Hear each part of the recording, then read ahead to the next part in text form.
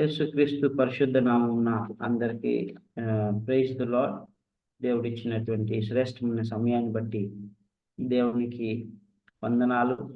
దేవుని మహాకృపను బట్టి మనము బైబిల్ క్రమ పద్ధతిలో అధ్యయనం చేయడానికి ప్రభు మనకు సాయం చేస్తా ఉన్నాడు.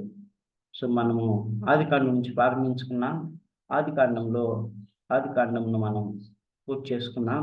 ఇప్పుడు మనం నిర్గమకాండంలోనికి వచ్చాం. నిర్గమకాండం అనగా విమోచింపబడటం, లేకపోతే నిష్క్రమించడం.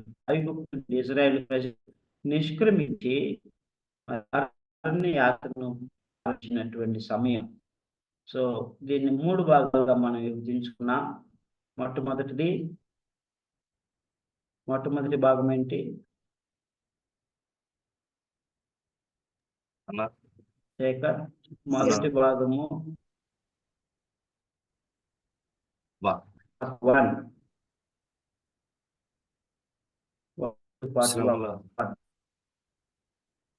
శ్రమల ఒకటి, బానిసత్వం,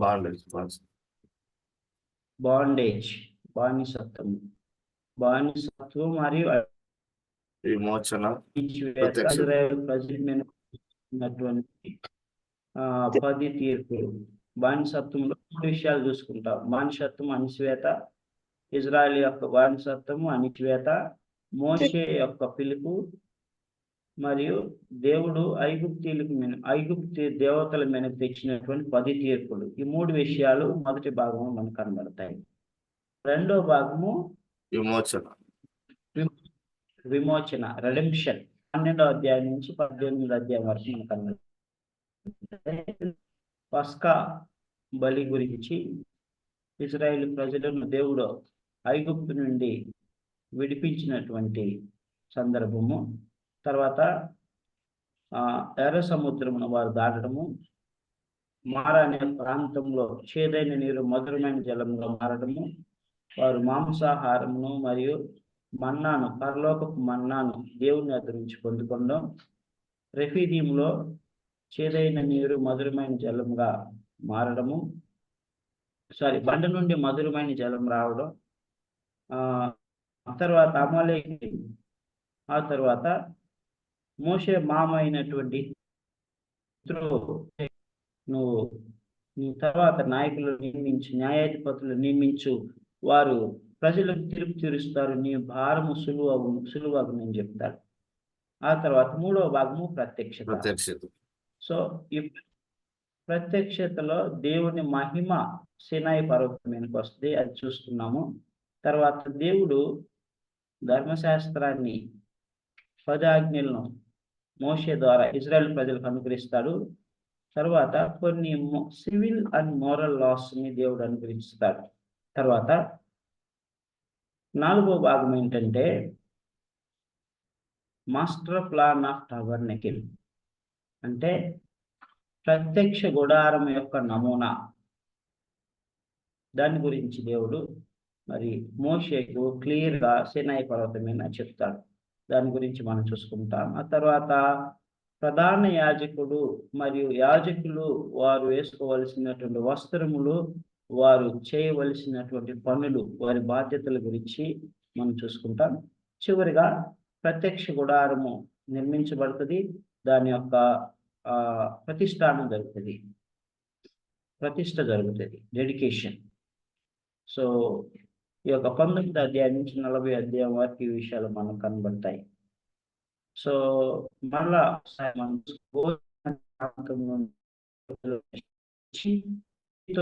రమాసేస్ ద్వారా పీతోము, సుక్కోతు, ఏతాము దగ్గరకు వచ్చి ఏతాము నుంచి ఎర్ర సముద్రం దాటారు. ఎర్ర సముద్రంను దాటినటువంటి ఇజ్రాయేలీయులు వారు మారా అనే ప్రాంతంకి వస్తారు. అక్కడ చేదైనటువంటి కొలనులు ఉంటాయి, బిట్టర్ లేక్స్ ఉంటాయి. అందులో కొలను దగ్గర ఆగినప్పుడు మరి వారు సనుకున్నప్పుడు మోషే ప్రార్థించగా దేవుడు అంటాడు, ఒక చెట్టును తీసి ఆ నీళ్ళలో పడివేయి, అప్పుడు అవి మధురమైన జలంగా మారుతాయని చెప్తాడు. ఆ తర్వాత ఎలీం అనే అక్కడ వారికి బావులు మరియు ఈత చెట్లు ఉంటాయి. అక్కడి నుంచి సీను అరణ్యం ద్వారా రెఫీదీం అనే ప్రాంతానికి వస్తారు. రెఫీడీంలో మంచినీళ్ళ కొరకు మోషేకు మరల వారు సనుక్కున్నప్పుడు మోషే దేవునికి మొరపెట్టినప్పుడు మోషే నువ్వు ఫలానా బండ దగ్గరికి వెళ్ళు, నేను ఆ బండ ముందు నుంచుంటాను, బండను నీ చేతిలో ఉన్న కర్ర కొట్టు, నీళ్ళు వస్తాయంటారు. బండ నుండి మరి ఇస్రాయేల్ ప్రజలకు మధురమైన జలం వస్తుంది, విజయాన్ని అనుభవిస్తాడు. అక్కడి నుంచి వారు సీనాయి పర్వతం అనేటువంటి హోరేబు దగ్గర వారు వస్తారు. ఫుట్ హిల్స్ ఆఫ్ మౌంట్ సియోన్ దగ్గరకు వస్తారు. సో హోరేబు పర్వతం అనగా దేవుని పర్వతము. సో ఇప్పుడు ఇక హోరేబు పర్వతం దగ్గరే దేవుడు వారికి ఈ యొక్క మౌంట్ సినాయ్ అనేటువంటి ఆ హోరేబు ఒక పెద్ద పర్వతం అయితే దానిలో పర్వతమైనటువంటి సీనాయి పర్వతం మీద దేవుడు వారికి ప్రత్యక్షమై తన యొక్క మహిమను వారికి కనబరిచి పిలిపించి మోషేకు 10 ఆజ్ఞలు ఇస్తాడు. సీనాయి పర్వతం దగ్గరే దేవుడు ఇజ్రాయేల్ ప్రజలను మిమ్మల్ని మీరు పవిత్రపరచుకొనుడి, మీ వస్త్రములను ఉదుక్కొనుడి, నేను మీతో మాట్లాడతానని చెప్తాడు. సో ఆ విధంగా దేవుడు వారితో మాట్లాడి దేవుడు అక్కడ వారికి 10 ఆజ్ఞలు, తర్వాత యొక్క సివిల్ లాస్, మోరల్ లాస్ను, ధర్మశాస్త్రమును వారికి అనుగ్రహిస్తాడు. నిబంధన గ్రంథాన్ని వారికి అనుగ్రహిస్తాడు. అనుగ్రహించినటువంటి మోషేని పిలిచి ప్రత్యక్ష గుడారము అనగా టాబర్నకిల్ యొక్క నమూనాను చెప్తాడు. తర్వాత యాజకులు ఎలాగ నడుచుకోవాలి, యాజకులు ఎవరు, వారు ఎలాగ ఉండాలి, వారి వస్త్రధారణ ఏంటి, వారు చేయవలసినటువంటి యాజక ధర్మములు ఏంటి, ఇవన్నీ కూడా వారికి చెప్తారు. అప్పుడు వారు తత్ప్రకారంగా చేస్తారు.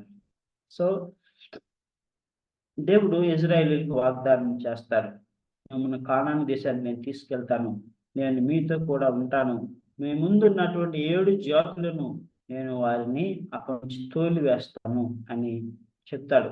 నేను మీతో కూడా ఉంటాను, మీరు ఆ ప్రాంతానికి వెళ్ళిన తర్వాత, పాలు తేనెలు ప్రవహించే దేశంలోనికి వెళ్ళిన తర్వాత మీరు విగ్రహంలోని చేసుకోనకూడదు, నేను తప్ప వేరొక దేవుడు మీకు ఉండరాదు, మీరు మరి కోత పోసిన విగ్రహంలో మీరు పూజింపకూడదు అని స్పష్టంగా చెప్తాడు. వారితో వేయమందకూడదు, వారిని సమూలంగా నిర్మూలించండి, అయితే మీరు అభివృద్ధి చెందే వరకు నేను వారిని క్రమక్రమేణా మీ వద్ద నుంచి తోలివేస్తానని దేవుడు వాగ్దానం ఇస్తాడు. మరొకసారి అష్యూరెన్స్ ఇస్తాడు. అంతకుముందు అబ్రహాంకు వాగ్దానం చేశాడు, ఇస్సాకు యాకోబులకు వాగ్దానం చేశాడు. ఇప్పుడు మోషే ద్వారా ఇజ్రాయేల్ ప్రజలకు అవే వాగ్దానములను జ్ఞాపకం చేస్తా ఉన్నాడు. సో ఎంతవరకు 24వ అధ్యాయం నుంచి 7వ అధ్యాయం వరకు మనము ప్రత్యక్ష గుడారము యొక్క మాస్టర్ ప్లాన్ చూస్తాం. అంటే దేవుడు అప్పటి వరకు పరలోకంలో ఉన్నాడు, సమయానుకూలంగా సమయాన్ని బట్టి, అవసరాన్ని బట్టి అబ్రహాము, ఇస్సాకు, యాకోబులతో మాట్లాడుతూ వచ్చాడు. ఆ తర్వాత దేవుడు ఏం చేశాడంటే ఇజ్రాయేల్ ప్రజలు హోరేబు పర్వతం దగ్గరికి నడిపించాడు. అదే హోరేబు పర్వతం మీద దేవుడు మోషేను పిలిచాడు. ఆ యొక్క పొద పిలిచాడు. మండుచున్న పొద కాలిపోలేదు, మండుచూ ఉన్నది.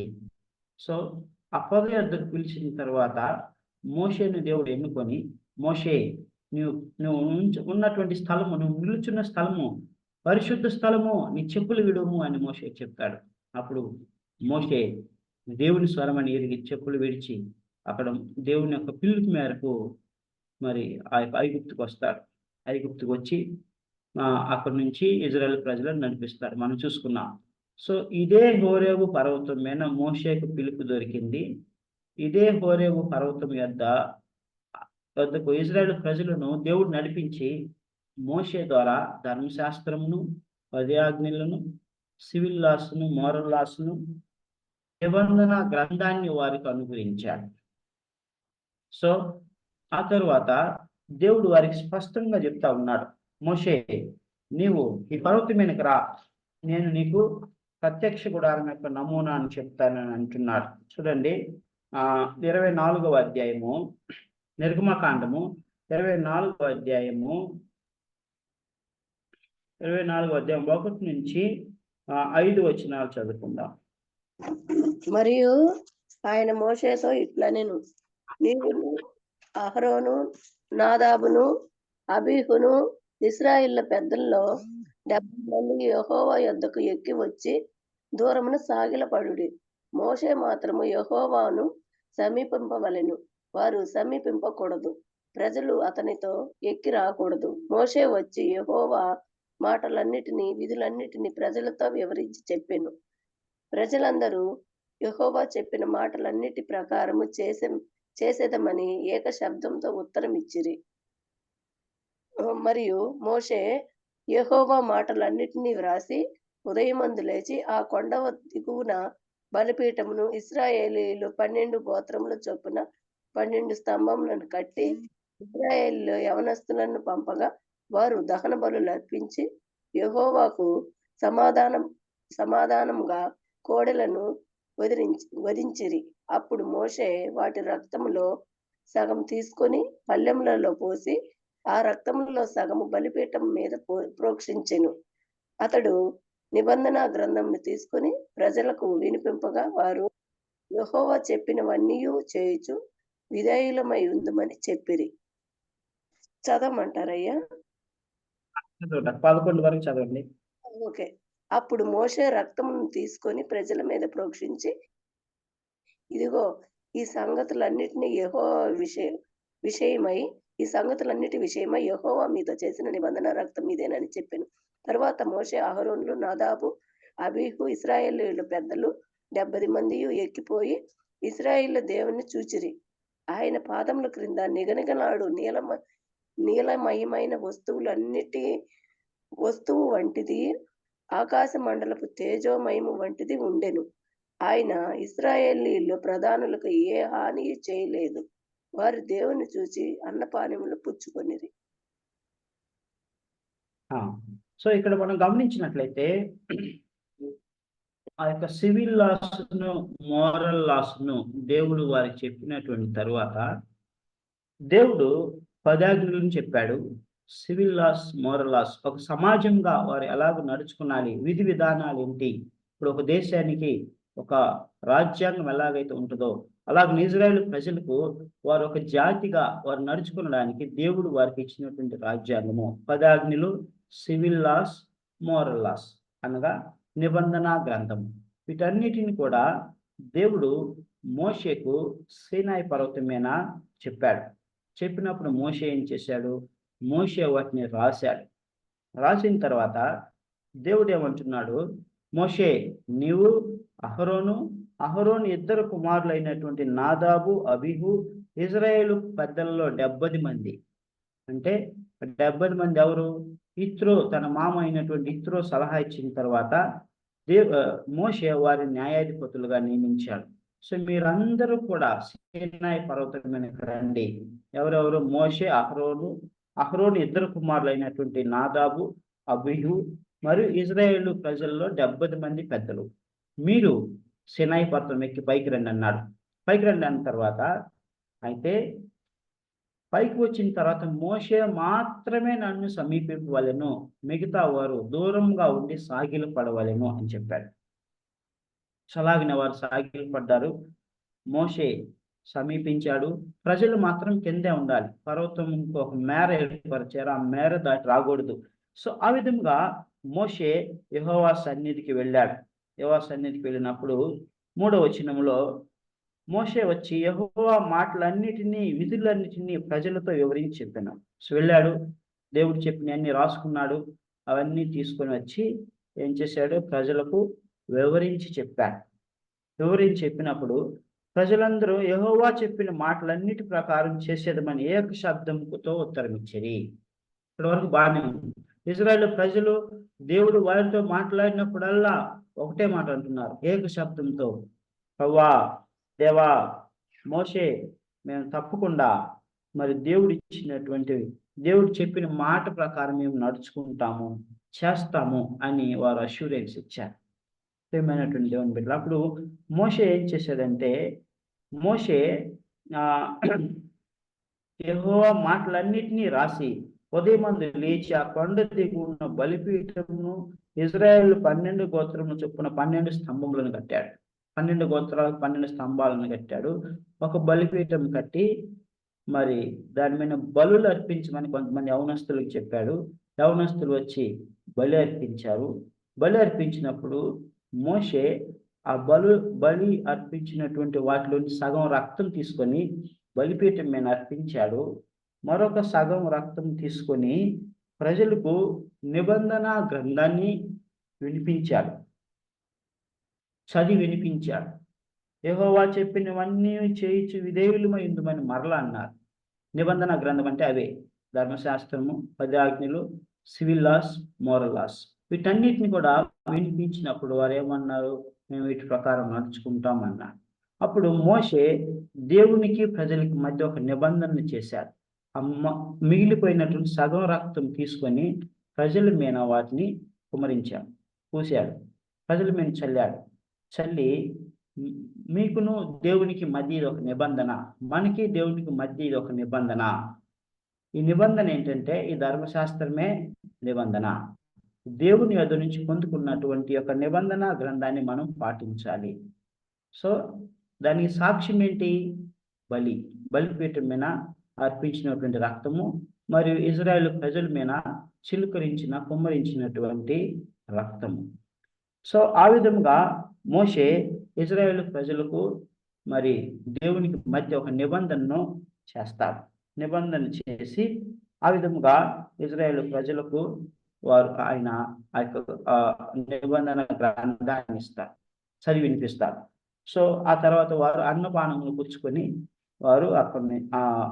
అన్నపానము పుచ్చుకొని సంతోషించి ఆనందిస్తారు. ఆ తర్వాత మరలా దేవుడు ఏమన్నాడంటే మోషేని కొండపైకి రమ్మన్నారు. కొండపైకి రమ్మని ఏమన్నాడు? 12 వచనం, 12, 13 వచనాలు.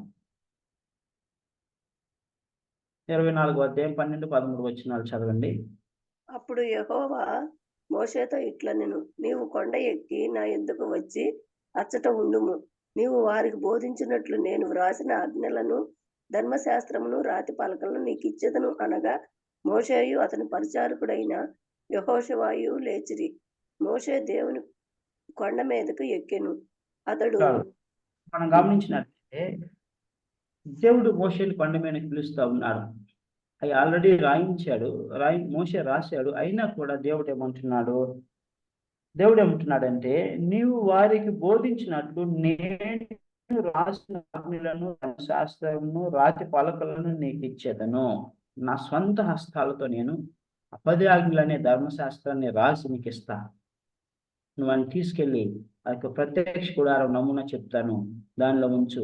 తర్వాత వారికి రెగ్యులర్గా చెప్తా ఉండి జ్ఞాపకం చేస్తా ఉండని మోషే చెప్తాడు. ఆ విధముగా మోషే పైకి వెళ్ళి మరి ఆ 10 ఆజ్ఞలు తీసుకొని రావడానికి బయలుదేరే ముందు ఏమంటాడంటే నేను యెహోషువ పైకి వెళ్తున్నా, మీ యొద్ద అహరోన్ ఉన్నాడు, మీ యొద్ద హూర్ ఉన్నాడు, మరి వీరు మీకు తీర్పు తీరుస్తారు, మీకు ఏమైనా సమస్యలు ఉంటే వారి దగ్గరికి వెళ్ళండి అని వారికి చెప్పి మరి వారిని చక్కబర్చి మరి అప్పుడు ఆయన మోషే మరి యెహోషువలు పైకి వెళ్తారు.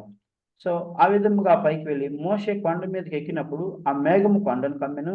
యెహోవా మహిమ సీనాయి కొండ మీద నిలిచెను. మేఘము 6 దినములు దాన్ని కమ్ముకొనెను. 7వ దినమున ఆయన మేఘముల నుండి మోషేని పిలిచినప్పుడు యెహోవా మహిమ కొండ శిఖరం మీద దహించు అగ్ని వలె ఇశ్రాయేలీయుల కన్నులకు కనబడెను. అప్పుడు మోషే ఆ మేఘంలో ప్రవేశించి కొండ మీదకి ఎక్కెను. మోషే ఆ కొండ మీద రేయింబవళ్ళు 40 దినములు ఉండెను. ఎన్ని దినాలు ఉన్నాడు మోషే కొండ మీద? రేయింబవళ్ళు 40 దినములు ఉన్నాడు. సో ఈ 40 దినముల్లో దేవుడు మోషేకు మరి ప్రత్యక్ష గుడారం యొక్క నమూనాను తెలియచేశాడు. ప్రియమైనటువంటి బిడ్డలారా, ప్రత్యక్ష గుడారము దేనికి సాదృశ్యంగా ఉందంటే మరి దేవుని యొక్క నివాస స్థలమునకు సాదృశ్యంగా ఉన్నది. ఇది పరలోకపు నమూనా, ఇది దేవుడు ఇచ్చినటువంటి నమూనా. సో ఇక్కడ మనం దీన్ని గమనించినట్లయితే 3 భాగాలు దీనిలో ఉంటాయి. జాగ్రత్తగా గమనించండి. మొదటిది ఔటర్ కోర్ట్, అంటే ఓపెన్గా ఉంటుంది. సో ఈ ఔటర్ కోర్ట్ అనేటువంటిది పెద్దగా విశాలంగా ఉంటుంది. దీనిలో ఇత్తడి బలిపీఠం ఉంటుంది, గంగాళం ఉంటుంది. So this is brazen altar made up of brass, and the lever it is also made up of brass. గంగాళం అని అంటారు దీన్ని. సో ఈ రెండు ఇక్కడ ఉంటాయి. సో ఈ గంగాళంలో నీళ్లు పోస్తారు. సో వారు చేతులు కడుక్కోవడానికి అక్కడ పని చేసినప్పుడు కడుక్కోవడానికి అవన్నీ కూడా ఉపయోగపడతాయి. So this is outer court. So after outer court there is a holy place and there is a veil here, అంటే ఒక అడ్డు తెర ఉంటుంది. సో ఈ యొక్క అడ్డు తెర తర్వాత హోలీ ప్లేస్ అనేటువంటిది ఇక్కడ ఉంటుంది.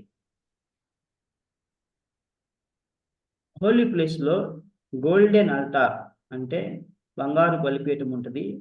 టేబుల్ ఆఫ్ షూబ్రెడ్ అంటే షూబ్రెడ్ అంటే రొట్టెల బల్ల, నిబంధన రొట్టెల బల్ల ఉంటుంది.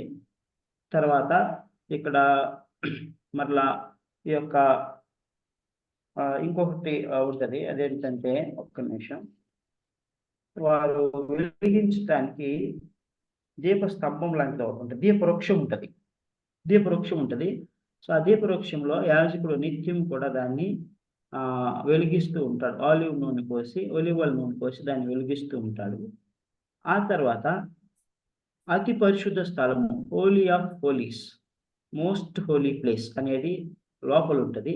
సో ఇదంతా కూడా కవర్ చేయబడి ఉంటుంది. ఇక్కడ నుంచి హోలీ ప్లేస్, పరిశుద్ధ స్థలము, అతి పరిశుద్ధ స్థలం, ఈ రెండు కూడా కవర్ చేయబడి ఉంటాయి. సో ఈ యొక్క హోలియెస్ట్ ఆఫ్ హోలీ అనేటువంటి ప్రాంతంలో ఏముంటుందంటే నిబంధన మందసం ఉంటుంది. దేవుని యొక్క నివాస స్థలమైనటువంటి నిబంధన మందసం. ఆ నిబంధన మందసములో మరి యొక్క 10 ఆజ్ఞలు ఉంటాయి. ఆ తర్వాత మన్నా పాత్ర ఉంటుంది, అహరోను కర్ర ఉంటుంది. ఇవన్నీ కూడా అక్కడ ఉంటాయి. ఆ తర్వాత దానిపైన ఆ యొక్క నిబంధన మందసము పైన మరి ఒక చిన్న బల్ల లాంటిది ఉంటుంది అనమాట. సో ఆ యొక్క దానిపైన అది ఉంటుంది. సో ఇద్దరు కెరూబులు ఉంటారు అక్కడ. మరలా పైన ఇద్దరు కెరూబులు ఆ యొక్క మందసం ఫేస్ చేస్తూ ఉంటారు అన్నమాట. సో ఆ విధంగా ఈ యొక్క ప్రత్యక్ష గుడారం యొక్క నమూనా ఉంటుంది. చూడండి, మరలా చెప్తున్నాను. అవుటర్ కోర్ట్,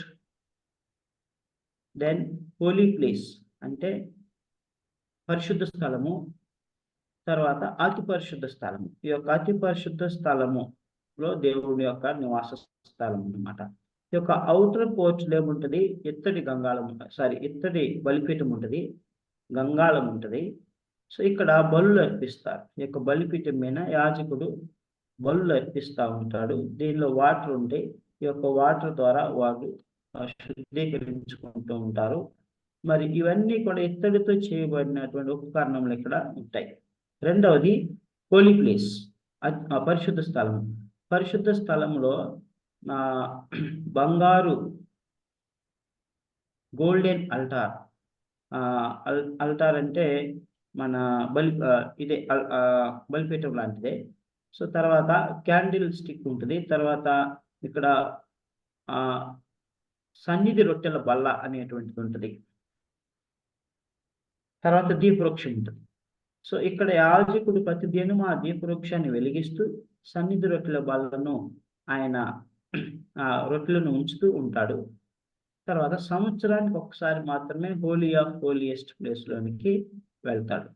సో ఇక్కడ ఏముంటుంది, నిబంధన మందసం ఉంటుంది, ఆర్క్ ఆఫ్ ది కవెనెంట్. దానిలో మోషేకి దేవుడు ఇచ్చినటువంటి 10 ఆజ్ఞల రాతి పలకలు ఉంటాయి. మరి మన్నా పాత్ర ఉంటుంది. తర్వాత అహరోను కర్ర ఇవన్నీ కూడా దానిలో ఉంటాయి.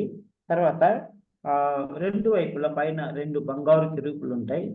ఆ తర్వాత ఆ యొక్క కరుణాపీఠం ఒకటి అన్నమాట. సో కరుణాపీఠము ఆ యొక్క నిబంధన మందసం పైన ఉంటుంది. సో ఈ 3 అక్కడ ఉంటాయి. సో ఈ విధంగా దీని యొక్క అమరిక ఉన్నది. దాని యొక్క ఈ యొక్క టబర్నికల్ ప్రతిదానికి కూడా దేవుడు మరి గైడ్ లైన్స్ ఇచ్చాడు. దీని పొడవు ఎంత ఉండాలి, దీని వెడల్పు ఎంత ఉండాలి, అవుట్ కోర్ట్ ఇట్లా ఉండాలి, తర్వాత పరిశుద్ధ స్థలం ఇట్లా ఉండాలి, అతి పరిశుద్ధ స్థలం ఇట్లా ఉండాలి. ప్రతి దానికి కూడా దేవుడు డైమెన్షన్స్ ఇచ్చాడు. ఇక్కడ చూసినట్లయితే మీరు లెంత్ ఇవన్నీ 20 మూరలు, 10 మూరలు, 30 మూరలు ఇవన్నీ కూడా ఉంటాయి. సో ఈ యొక్క అతి పరిశుద్ధ స్థలంలో ఉన్నవన్నిటి కూడా వస్తువులు, ఉపకరణములన్నీ కూడా తుమ్మకాలతో చేయబడి బంగారు రేకులతో పొదగబడతాయి. బంగారం. సో మిగతావన్నీ కూడా ఈ యొక్క పరిశుద్ధ స్థలంలో ఉన్నవి కూడా బంగారంతోనే చేయబడతాయి. ఇక ఔటర్ కోర్టులో ఉన్నవన్నీ కూడా ఇత్తడితో చేయబడతాయి. సో ఇది దీని యొక్క నిర్మాణము. సో దీని యొక్క డైమెన్షన్స్ కనుక మనం చూసినట్లయితే దీని యొక్క డైమెన్షన్స్ మరి చాలా గొప్పగా ఉంటాయి. చూడండి, ఈ యొక్క ఫస్ట్ దేవుడు నిబంధన ఈ యొక్క మందసాన్ని మనం గమనించినట్లయితే దీనిలో మొట్టమొదటిగా తుమ్మకరంతో చేయబడినటువంటి మందస్సము బంగారంతో పొదిగించాలి. ఇది లోపల arc of the covenant. So దాని సైజ్ వచ్చేసి 2 మూరలు పొడవు, 2 మూరలు వెడల్పు, 1 మూరన్నర ఎత్తుంటుంది అన్నమాట. సో దాంట్లో శాసనములు ఉంచాలి. ఇప్పుడు మనం చెప్పుకున్నట్లుగా 10 ఆజ్ఞలు, తర్వాత ఆ యొక్క శాసనములు సివిల్ లాస్ కానీ మోరల్ లాస్ కానీ ఉంచాలి. దాని పైన ఒక కరుణాపీఠమును చేసి దాని మీద పెట్టాలి. కరుణాపీఠం యొక్క సైజు 2.5 మూరలు పొడవు, 1.5 మూర వెడల్పు ఉంటుంది. సో దాని మీద ఉంచాలి. ఆ తర్వాత పైన 2 బంగారు కెరూబులను తయారు చేసి ఆ బంగారు కెరూబుల మంచం వైపు చూసేటట్లుగా ఉండాలి. సో అవి 3 వస్తువులు. సో వీటన్నిటిని కూడా మనం గమనించినట్లయితే మరి ఇవన్నీ కూడా దేనికి సాదృశ్యంగా ఉన్నాయంటే మరి ప్రభు అయినటువంటి యేసుక్రీస్తుకు సాదృశ్యంగా ఉన్నాయి. తర్వాత ఏమంటున్నాడు, వీటన్నిటికి కూడా దేవుడు కొన్ని గిఫ్ట్లు దీని నిర్మాణం కొరకై వారిని గిఫ్ట్స్ తెమ్మని అడుగుతున్నాడు. ఇజ్రాయేల్ ప్రజలను మీరు ఆ యొక్క పరిశుద్ధ టబర్నికీ ప్రత్యక్ష గుడార నిర్మాణానికి మీరు బహుమానము తీసుకురని అంటున్నాడు. 25వ అధ్యాయము 1 నుంచి 9 వచనాలు చదువుకుందాం. 25వ అధ్యాయము 1 నుంచి 9 వచనాలు. యెహోవా మోషేకు ఇలాగూ సెలవిచ్చెను, నాకు ప్రతిష్టార్పణ తీసుకుని రానని ఇశ్రాయేలులతో చెప్పుము. మనఃపూర్వకముగా అర్పించు ప్రతి మనుషుని యుద్ధగానే తీసుకునవలెను.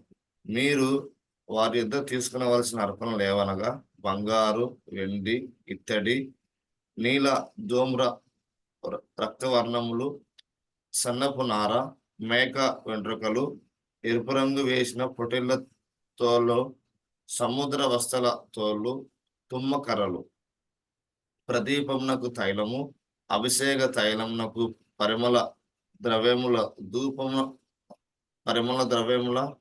ధూపమునకు సుగంధ సంభారములు, లేత పచ్చలు, ఎఫెదీముకు పథకమునకును చెక్కు రత్నములు అన్నవే. నేను వారిలో నివసించినట్లు వారు నాకు పరిశుద్ధ స్థలమును నిర్మింపవలెను. నేను నీకు కనపరిచే విధముగా మందిరము యొక్క ఆ రూపము, దాని ఉపకరణములన్నిటినీ రూపము నిర్మింపవలెను. రైట్. సో ఇక్కడ మనం గమనించినట్లయితే దేవుడు ఏమంటున్నాడు, ఇజ్రాయేల్ ప్రజలను బహుమానంలో తీసుకుని అర్పణలను తీసుకుని అంటున్నాడు. చూడండి, ఇక్కడ గమనించండి, అర్పణలు ఎలాగ ఉండాలంట. 2వ వచనంలో మనపూర్వకముగా అర్పించు ప్రతి మనిషిని వద్ద దాన్ని తీసుకునవలెను. ఎవరైతే వాలంటీర్గా, విల్లింగ్గా, ఇష్టపూర్వకంగా, మనపూర్వకంగా, హృదయంలో ఇష్టపూర్వకంగా ఇస్తున్నారో వాళ్ళ దగ్గరే తీసుకుని అంటున్నాడు. అంటే దాని అర్థం ఏంటంటే దేవుని పని కొరకు మనం ఏదైనా ఇచ్చినప్పుడు, ఇవ్వాలనుకున్నప్పుడు మనస్ఫూర్తిగా, ఇష్టపూర్వకంగా దాన్ని మనము చేయాలి, ఇవ్వాలి. అంతేకాని అయిష్టంగా ఇవ్వకూడదు. దేవునికి అంగీకారం కాదు. అందుకని దేవుడు చెప్తున్నాడు, మనపూర్వకంగా అర్పించి ప్రతి మనిషిని యొద్ద దాన్ని తీసుకుని వాళ్ళను. ఏమేమి తీసుకోమంటున్నాడు? బంగారు, వెండి, ఇత్తడి, నీల, ధూమ్ర రక్తవర్ణములు, సన్నపు నార, మేక వెంట్రుకలు, ఎరుపు రంగు వేసిన పొట్టేళ్ల తోళ్ళు, సముద్ర వత్సల తోళ్ళు, తుమ్మకర్రలు, ప్రదీపమునకు తైలము, అభిషేక తైలమును, పరిమళ ద్రవ్యముల ధూపమునకు సుగంధ సంభారములు, లేత పచ్చలు, ఏకోదుకును పతకమునకును చెక్కు రత్నములు అన్నవే. ఇవన్నీ కూడా దేవుడు తీసుకురామని చెప్తా ఉన్నాడు.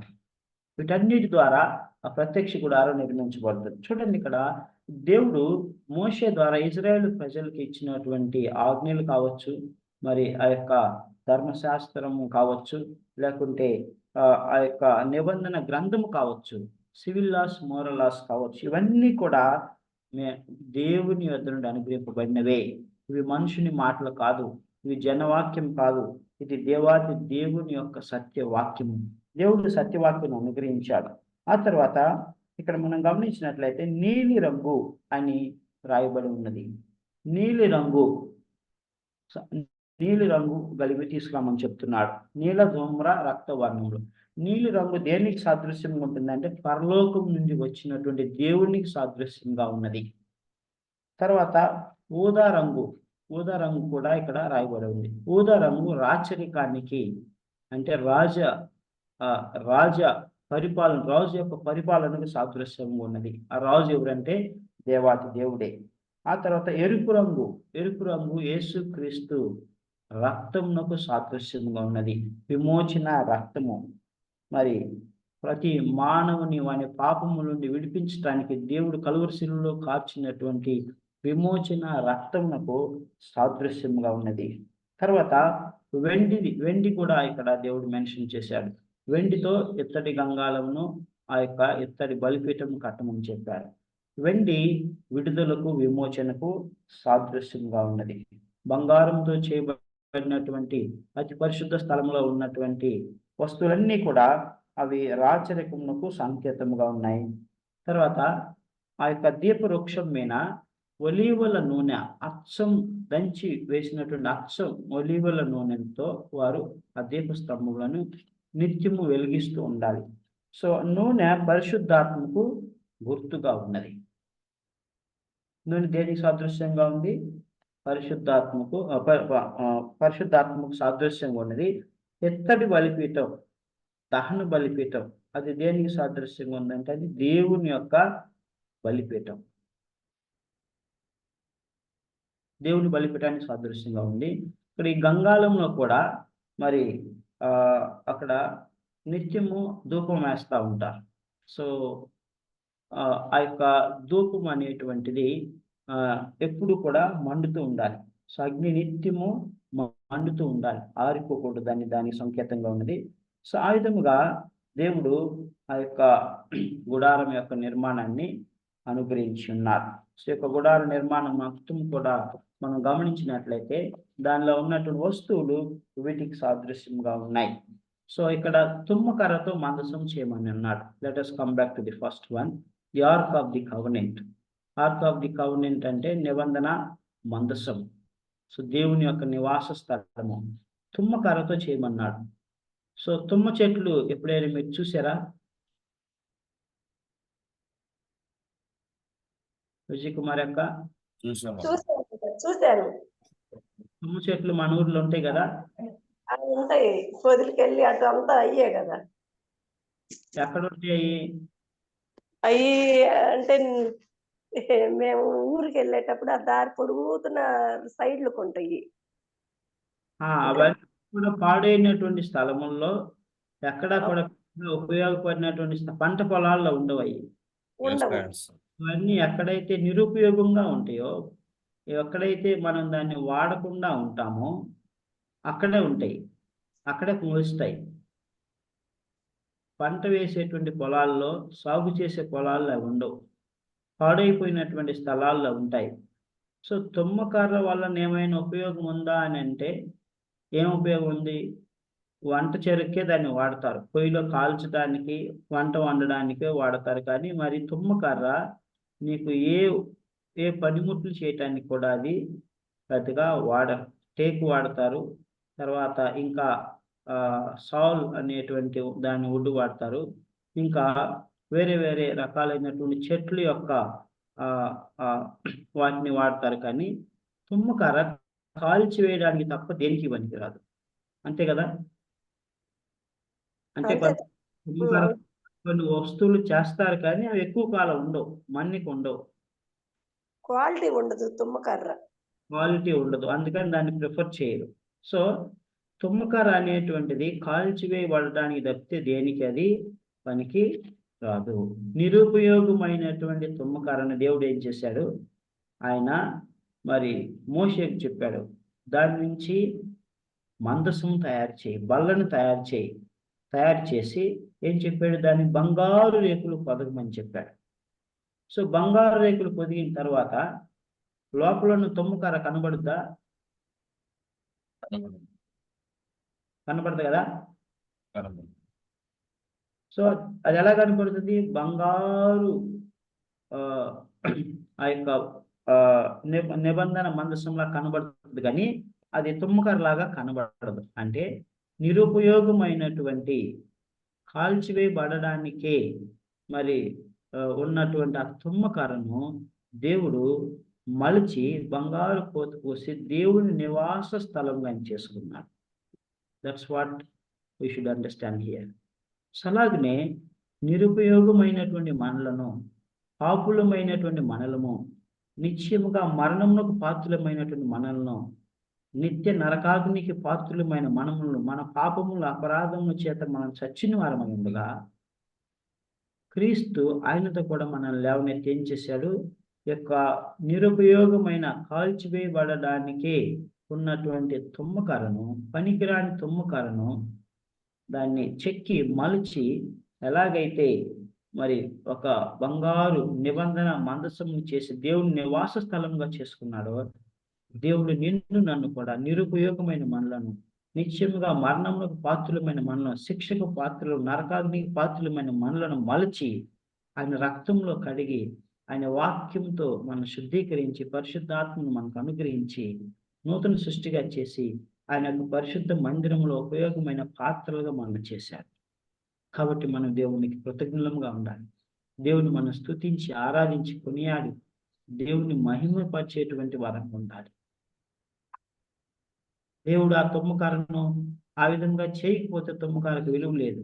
అలాగనే దేవుడు మనల్ని రక్షించకపోతే, ఆయన రక్తమును మనం కడగకపోతే, మనకు రక్షణ అనుగ్రహించకపోతే మనకు దిక్కు లేదు. అంతే కదా. ప్రభు మనల్ని రక్షించకపోతే మనము మండుచున్న అగ్నికుండంలోనికి వెళ్ళిపోయేవారము. ప్రియమైనటువంటి దేవుని బిడ్డలారా, కాబట్టి దేవుడు అంతగా మనం హెచ్చించాడు కనుక మనం దేవునికి కృతజ్ఞులమై ఉన్నాం. ఆ తర్వాత మనం గమనించినట్లయితే మొట్టమొదటిగా తుమ్మకర్రతో మందసం చేయమన్నాడు, దానిలో శాసనాలు ఉంచమన్నాడు, అహరోను యొక్క కర్ర దానిలో ఉంచమన్నాడు, మన్నా పాత్రను దానిలో ఉంచమన్నాడు, నిబంధన గ్రంథాన్ని దానిలో ఉంచమన్నాడు. తర్వాత కరుణాపీఠం చేయాలి, ఆ కరుణాపీఠాన్ని దానిపైన ఉంచాలి. సో ఇంకొక డైరెక్షన్ లో మనం చూసినట్లయితే ఈ యొక్క ప్రత్యక్ష గుడారం ఎలాగ ఉంటది. సో ఇది 30 మూరలు పొడవు, 10 మూరలు వెడల్పు ఉంటుంది. లోపల అతి పరిశుద్ధ స్థలం, అతి పరిశుద్ధ స్థలం, ఇదేమో అవుటర్ కోర్టు. సో దీన్ని మనం గమనించినట్లయితే దీని లోపల ఈ యొక్క మందసం మీద కరుణాపీఠం ఉంచాలి. ఆ కరుణాపీఠము దానిపైన 2 కెరూబుల్ని ఇక్కడ ఉంచాలి. దాని గురించి మనం ఆల్రెడీ చూసుకున్నాం. ఆ తర్వాత మరి 10 తెరలతో ఒక తెరలు కట్టాలి, 10 తెరలు. సో ఈ యొక్క తెరలన్నీ 10 ఇటు 5 ఉంటాయి. వాటిని కూర్చాలి, కూర్చేసేసి వాటిని పెట్టాలన్నమాట. సో అవి అట్లా 28 మూరల పొడవు, 4 మూరల వెడల్పు అవి ఉంటాయి అన్నమాట. సో ఇటువైపు 5 తెరలు, ఇటువైపు 5, అటువైపు 5 పెట్టాలి. ఆ తర్వాత ఒక తెర ఏమో ముందు, ప్రత్యక్ష కూడా ముందు ఇక్కడ దీన్ని కవర్ చేయటానికి అన్నమాట. సో ఈ విధంగా దేవుడు ఆ తెరలను ఏర్పాటు చేశాడు. ఆ తర్వాత మరి ఆ కర్రలు, పలకలు, 20 పలకలను దేవుడు చేయమని చెప్పాడు. 20 పలకలను దేవుడు చేయమని చెప్పాడు. ఆ పలకలతో మరి ఈ చుట్టుపక్కల ఉన్నటువంటి దాన్ని కడతాడనమాట. సో ఈ విధంగా దేవుడు ఆ యొక్క ప్రత్యక్ష గుడార నిర్మాణాన్ని ఏర్పాటు చేశాడు. తర్వాత ఇక్కడ కూడా తెర ఉంటుంది. ఇది 50 మూరల పొడవు ఉన్నటువంటి తెర. అందులో మధ్యలో 15 మూరల ద్వారం ఉంటుంది. ఆ తర్వాత మిగతావి అటు ఇటు, అటువైపు సగం ఇటువైపు సగము అవి ఉంటాయి అన్నమాట. సో ఈ విధముగా దేవుడు ఈ యొక్క ప్రత్యక్ష గుడార నిర్మాణాన్ని ఏర్పాటు చేసి ఉన్నారు. సో ఇక్కడ మనం గమనించినట్లయితే this is outer court, this is holy place, this is the holy of holies. So ఇక్కడ ద్వారం, ఎంట్రన్స్ అన్నమాట. సో ఇది బలిపీఠము, ఇది గంగాళము, ఇక్కడ సన్నిధి రొట్టెల బల్ల, ఇక్కడ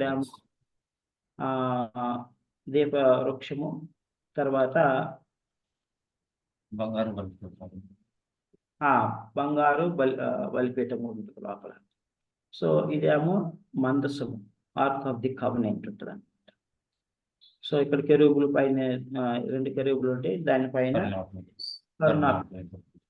so this is how the tabernacle God gave the dimensions of the tabernacle.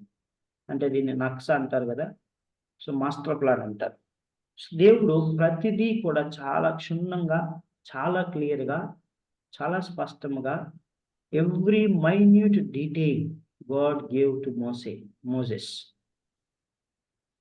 So ప్రతిదీ కూడా క్షుణ్ణంగా, చాలా క్లియర్ కట్గా దేవుడు మోషేకు బయలుపరిచి ఉన్నారు. సో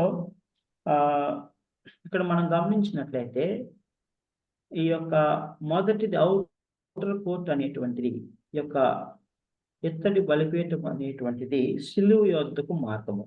ఇక్కడ సిలువ మార్గం వస్తుంది.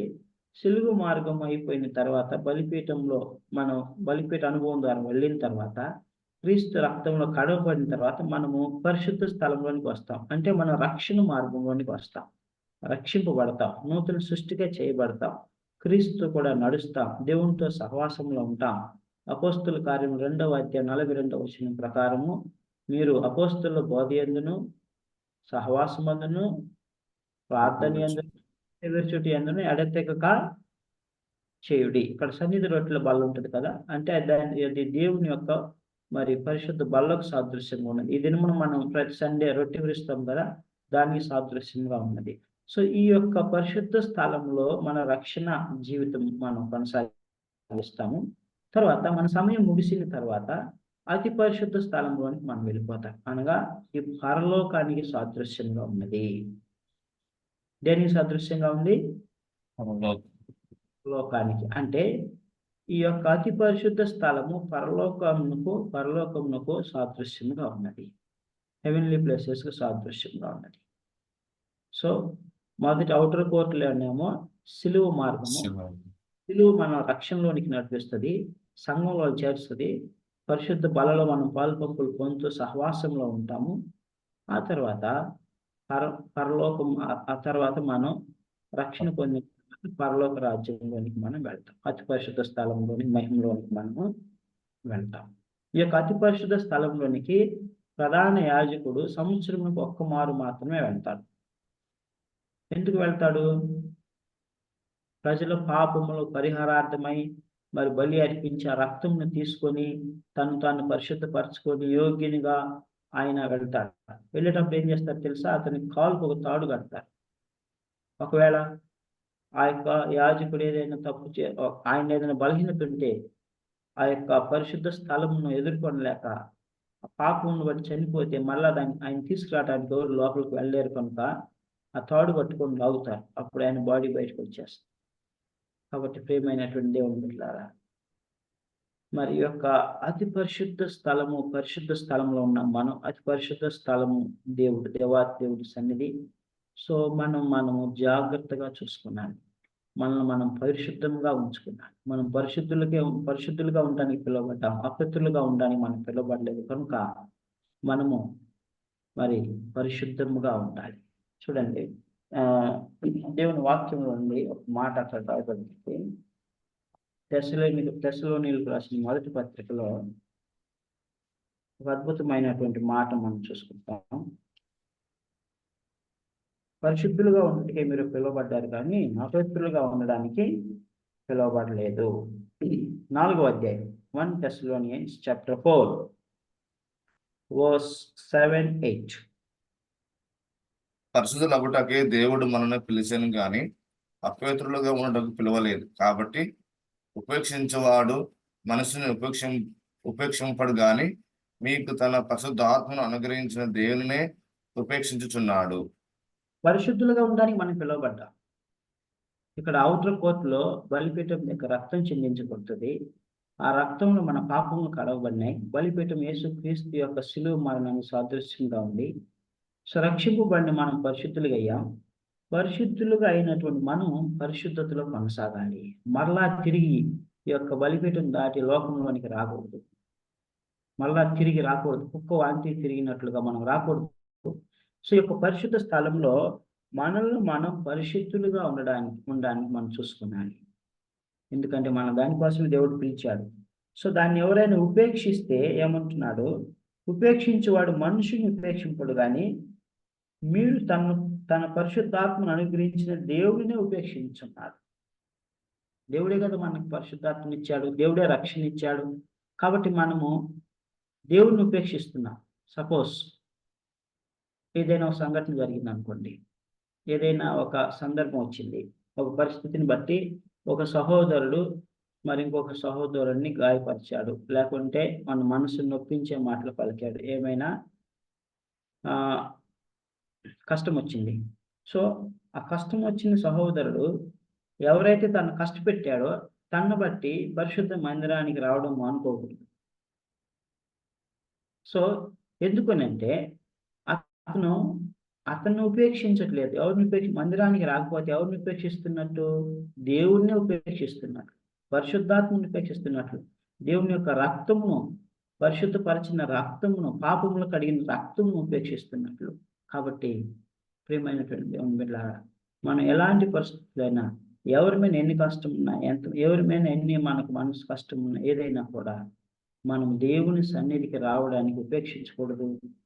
మనం ప్రభు రక్తంలో కడుక్కుంటూ మనం శుద్ధీకరించుకుంటూ పరిశుద్ధపరచుకుంటూ ఉండడం ఉపేక్షించకూడదు. ఎందుకంటే అందుకొరకే దేవుడు మనకు పిలిచాడు.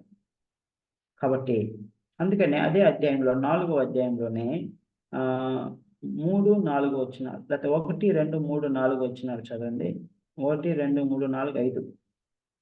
మెట్టుకు సహోదరులారా, మేము ప్రభువైన యేసు ద్వారా మీకు ఇచ్చిన ఆజ్ఞను మీరు ఎరుగుదురు కాగా మీరు ఎలాగో నడుచుకుని దేవుని సంతోషపరచవలెనో మా వలన నేర్చుకున్న ప్రకారంగా మీరు నడుచుకునిచున్నారు.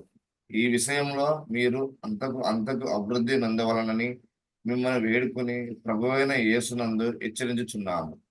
మీరు పరిశుద్ధులగుటకే అనగా మీరు జారత్వమునకు దూరంగా ఉంటయే దేవుని చిత్తము. మీలో ప్రతివాడును దేవుని ఎరుగని అన్యజనుల వలె కామాభిలాషల యందు కాక పరిశుద్ధత యందును ఘనత యందును తన ఘటమును ఎట్టు కాపాడుకున్న వలనో అది ఎరిగి ఉండటయే దేవుని చిత్తం. That is the will of the lord. So దేవుని చిత్తం ఏంటంటే ప్రతివాడు దేవుని ఎరుగని అన్ని జనుల వల్ల కామాభిలాష ఎందు కాక పరిశుద్ధత ఎందును ఘనత ఎందును తన ఘటమును ఎట్లు కాపాడుకుని వలన అది ఎరిగినట్టే దేవుని చిత్తము. ఈ విషయం మన దేవుడును అతిక్రమించి తన సహోదరునికి మోసం చేయకుండా వలన. కాబట్టి so everyone should know how to keep his own vessel in honor and sanctification. So అది ఎరిగి ఉండటమే దేవుని యొక్క చిత్తం. ఏం ఎరిగి ఉండాలి? నేను పరిశుద్ధునైన తర్వాత నేను పాపం చేయకూడదు అనేటువంటి సత్యం ఎరిగి ఉండాలి. అందుకనే రోమిలికి రాసిన పత్రికలో 6వ అధ్యాయంలో దేవుడు అంటున్నాడు. రోమిలికి రాసిన పత్రిక 6వ అధ్యాయము 1-2 వచనాలు. అలాగైనా ఏమందుము కృప విస్తరింపవలనని పాపం మీద నిలిచి ఉందుమా? అట్లా అనరాదు. పాప విషయమై చనిపోయిన మనము ఇక మీద ఎలాగూ దానిలో జీవించేదము? పాపం విషయమై చనిపోయిన మనము ఇక మీదట పాపంలో ఎలాగూ జీవించదము అని అంటున్నాడు. సో కాబట్టి ప్రియమైనటువంటి దేవుని బిడ్డలారా, మనం పరిశుద్ధతలో జీవించాలి, పాపంలో జీవించకూడదు. ఆ విధంగా ఉండాలని ప్రభు మనకు జ్ఞాపకం చేస్తా ఉన్నాడు. సో మరి పరిశుద్ధ ఆ యొక్క ప్రత్యక్ష గుడారం యొక్క నమూనా ఇది. సో దీన్ని జ్ఞాపకం ఉంచుకొని మరి దాని ప్రకారము ప్రభు రక్తంలో కడవబడి మనం పరిశుద్ధ స్థలంలోని దేవుడు మనల్ని చేర్చాడు. కాబట్టి పరిశుద్ధ స్థలంలో మనం ఉంటూ మనం కాపాడుకుంటూ ముందుకు సాగిపోవాలని ప్రభు జ్ఞాపకం చేస్తా ఉన్నాడు. దేవుడి మాటలను దీవించిన ప్రార్థన చేసుకుందాం. సో అర్థమైంది కదా మీకు అందరికీ క్లియర్గా?